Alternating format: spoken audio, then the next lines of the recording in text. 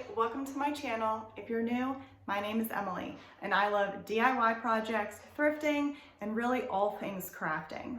Today's video is a collaboration video and it is the monthly collaboration, the Room by Room Challenge, hosted by the Freckled Mom DIY. For this month, the Room by Room Challenge is Vintage Garden.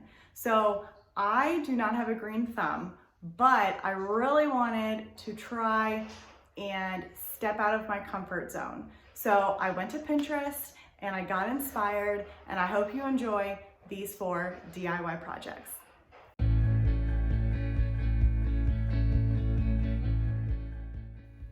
Okay, for project number 1, I have this window pane and it used to have a mirror in it and I took it out.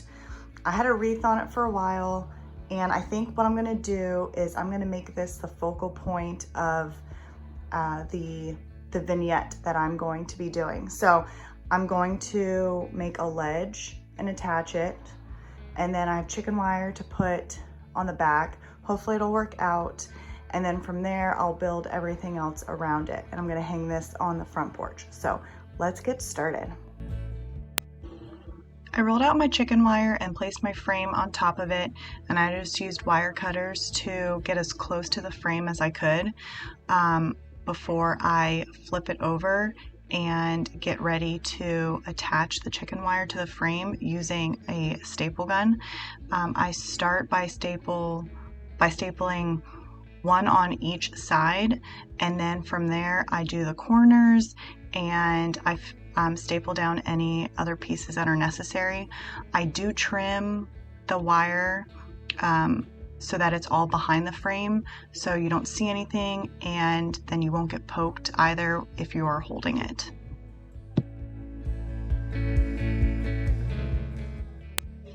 To create the shelf, I just use a scrap piece of wood that my husband cut down a size for me, and I'm using Bark Brown by Anita's paint that I get from Hobby Lobby. If you can see, part of the wood block has tape on it, and that's because we're going to be attaching the shelf to the window pane using wood glue, and you want to have like raw wood touching each other for wood glue to have the best hold. And I was using a candle that I rubbed over all of the areas where I wanted to create the best distressed look, and then I applied this linen white chalk paint to it. I only do 1 coat because I'm not looking for perfect coverage, and then I take a sanding block and distress this entire shelf. So the wherever the candle wax was, when I put the chalk paint on and distress it, that area is going to be removed, and you're going to get that nice dark brown first layer. So we're ready to attach the 2 pieces together, and my husband is going to help me. So he removed the tape, and you can see he applies a thin layer of the wood glue to that strip where the tape was, and he is attaching the 2 pieces together, and he's going to use the nail gun just to tack it into place. And once I think he did 3 or 4 holes just to tack it into place. Then he's going to pre-drill 4 holes so that he can put screws into it to make sure that this shelf is not going to go anywhere.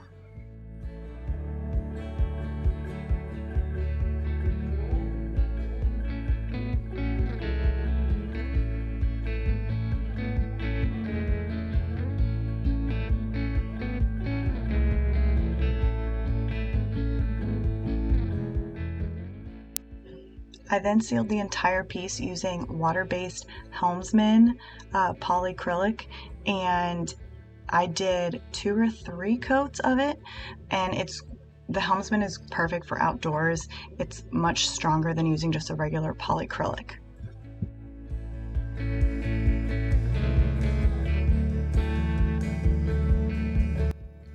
I feel like this window pane is missing something, so I am going to be using these transfers from Redesign.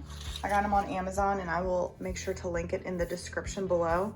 I was looking at what I have left over because I have used this on a couple pieces, and I think I'm going just to add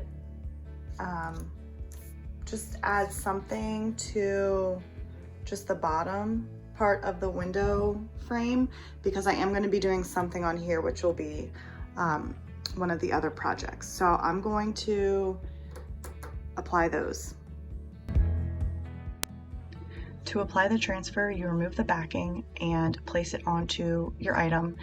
It is sticky, so it will hold, but if you want to make sure it's really not going to go anywhere, just throw some painter's tape on a portion of it so it stays in place. And then you take your burnishing tool and you rub the transfer with the burnishing tool, and like medium pressure. And after a few seconds of rubbing, then try and peel it off, and just make sure that the transfer isn't sticking to the carrier sheet when you pull it off, and then just rub your carrier sheet all over the transfer once it's done, just to make sure it's all nice and flat. So I do that to both sides, and once it's done, then I do apply another coat of the Helmsman over top of that, just to make sure that nothing happens to those transfers.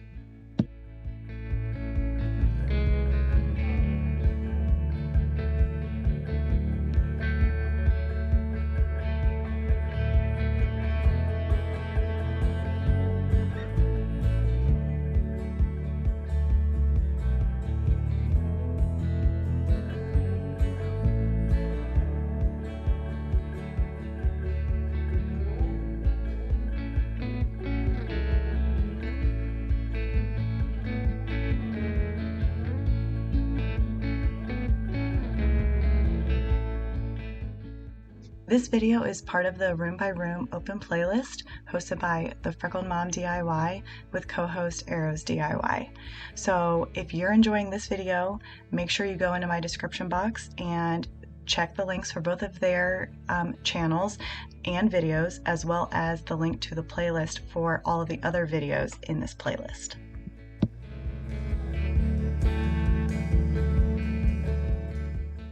Project number 2 is using vintage Crocs or pitchers as planters. So I have these 3, and I went to Lowe's and grabbed rosemary, citronella, and lavender. I live in Florida, and I was trying to find plants that will stand up in the heat and are low maintenance, and we're gonna give it a shot. So let's get right into planting these. As I said before, I do not have a green thumb. The only thing that I have been able to keep alive are succulents. So when I went to Lowe's, they said that this potting mix was the best for the herbs that I got, and I filled each crock about halfway up with the potting mix. Then I added the plants, and then I just added more soil and water and got them all, level. If you guys have any tips or tricks for me, please let me know in the comments. I really would like to plant more items in our front yard and even in our backyard, so any advice would be great.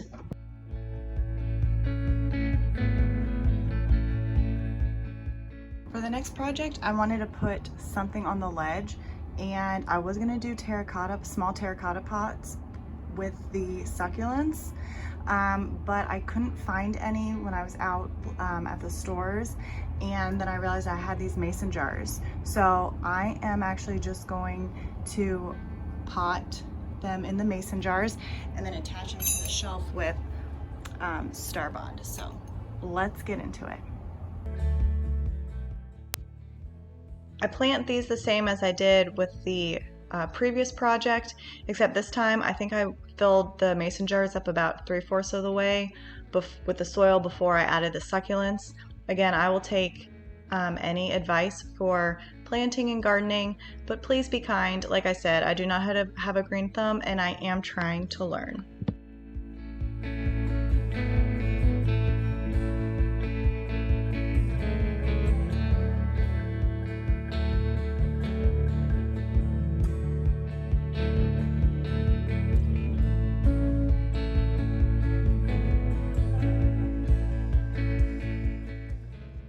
The next step is adding the mason jars to the shelf, and I'll be attaching them using Star Bond. If you haven't used Star Bond, you're going to get the actual super glue and you're going to apply that to one surface, and then you will have the accelerator which you apply to the second surface, and then you push them together and you hold them down for about 15 seconds and you get this permanent, strong, super strong hold. I mean, I have used this to like hold my faucet together, like it's that strong. And I was originally looking for, the terracotta pots, but I really love how the mason jars turned out, so I'm super happy, and I hope you guys like it too.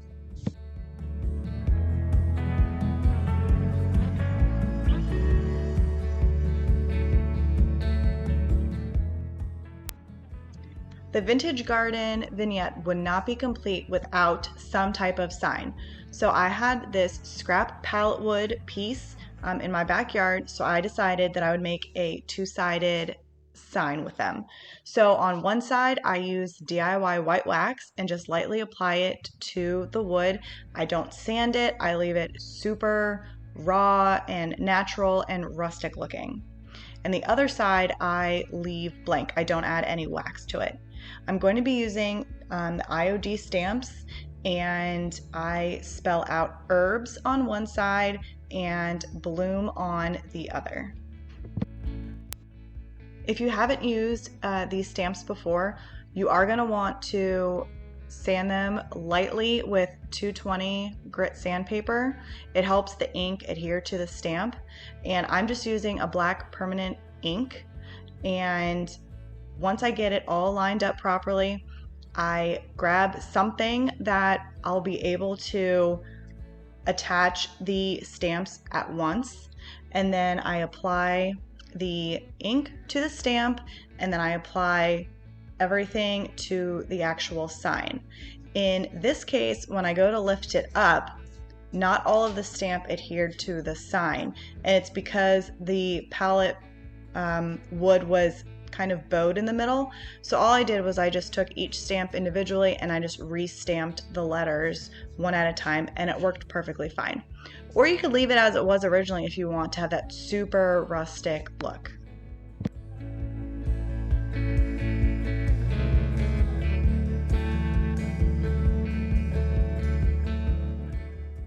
I do the same thing for the other side, except in this case, because Bloom has two O's and the typesetting stamp only has one O, I used a Q as filler, and then I just made sure to remove it before I actually applied the ink. I have done that before where I forgot to remove my filler letter. So just make sure you remove the filler letter.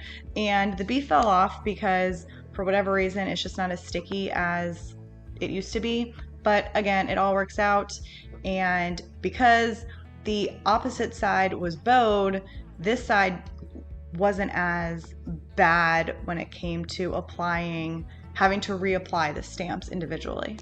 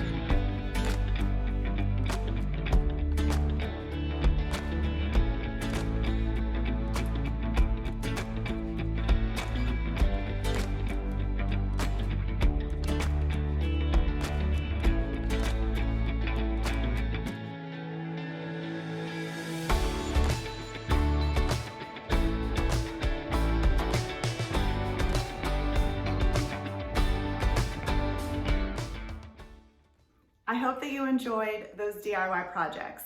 And I also hope that it inspired you to create your own type of vintage garden, whether it's a vignette like I did or something else.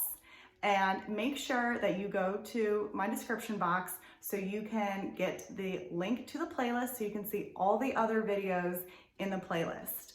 And if you liked this video, please give it a thumbs up. Let me know in the comments what your favorite project was. Please consider subscribing, and I will see you on the next video. Bye.